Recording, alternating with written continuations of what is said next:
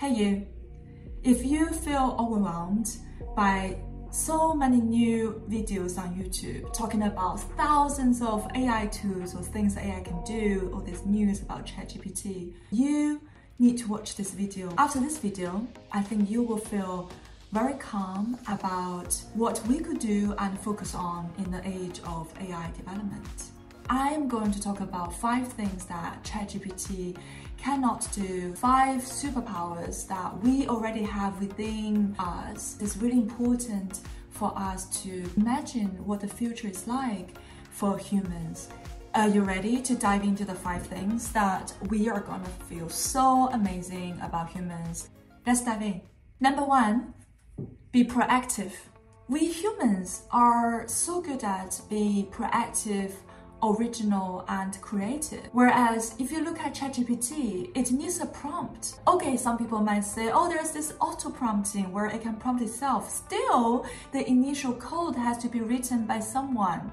We can be very proactive, and I encourage you to think of ways being proactively thinking about being proactive. You care about your community, you set up a running club for your community so you and your neighbors can run together to be healthy together. Maybe at work you set up a book club to create more awareness about different cultures, and be proactive in love, how we love our families and friends a bit more proactively, because this is what differentiates us from robots. If we just sit here and wait for someone to tell us what to do and we do them, what is the difference between us and a bot? Number 2, sensations. Sensations, that is something AI cannot do. They cannot feel the world as we can. We can eat different spices that have different tastes. We can smell, we can hear, we can see the motion, and we can dream. Let's explore, let's create more sensory experiences. When was the last time we smelled a flower, we stare at the clouds, at the stars? I highly encourage us to go outside into the nature or be curious like what babies do, and that's the ability we kind of forgot, we take it for granted.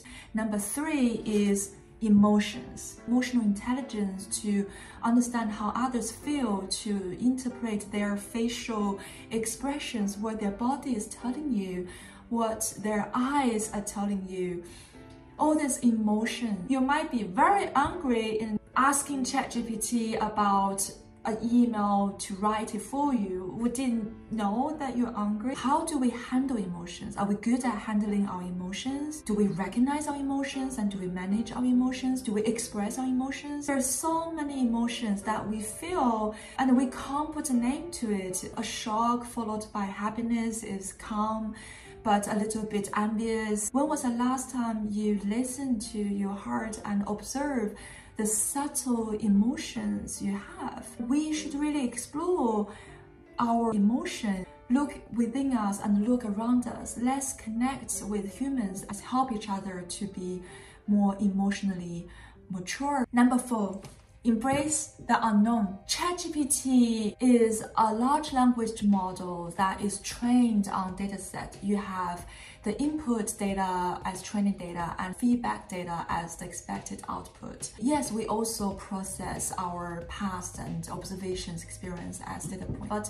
we have the ability to embrace the unknown when we need to, when science made development, when we start to know that actually there's so much more we don't know. We're embracing more and more unknown. We're not just content to stay within what we do know. Taking the leap of faith and taking the plunge into the darkness, unique quality as human beings. We are brave, we have faith, we have desires. I encourage all of us to really embrace more unknowns. Maybe try to squeeze like 10 minutes a day to try something else, try something new.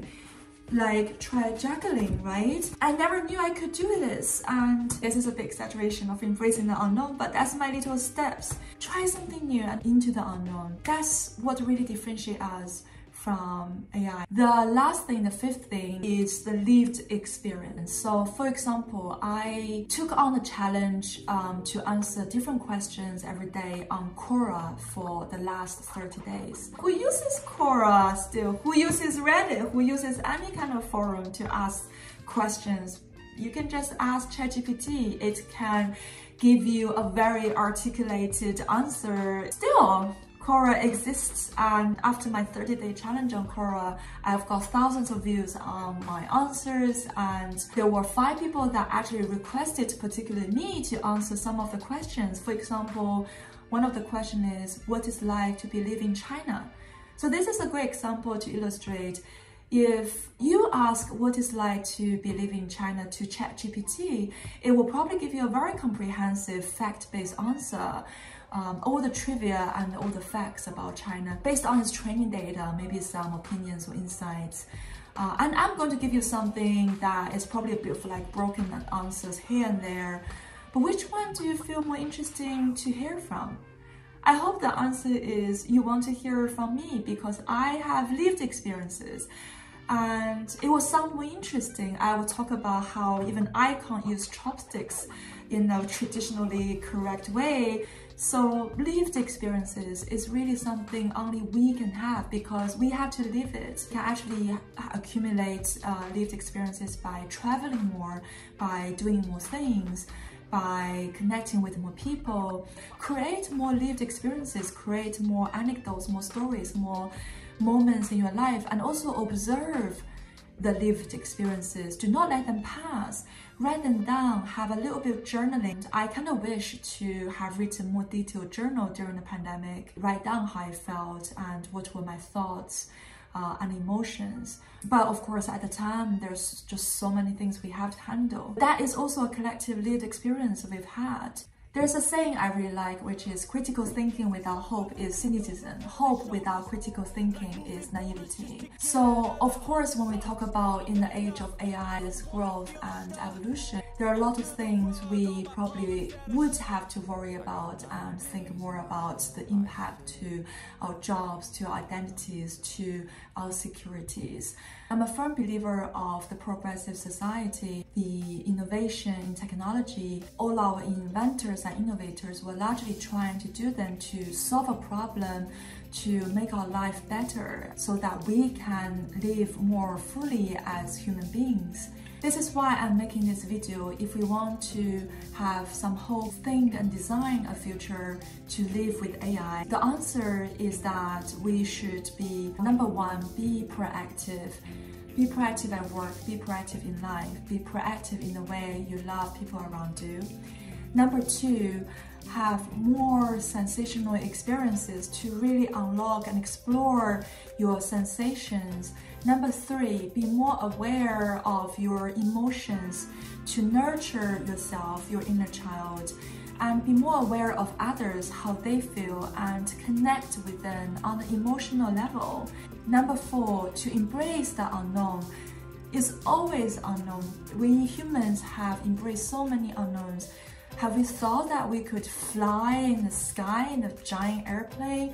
And now we're also imagining the potential of space travel. Let's embrace the unknown, and in daily life, let's create something new. Let's try something new. Making YouTube video has been unknown and it's new to me. I don't know what will happen by putting myself out there. Lastly, have lived experiences, create more lived experiences, travel more.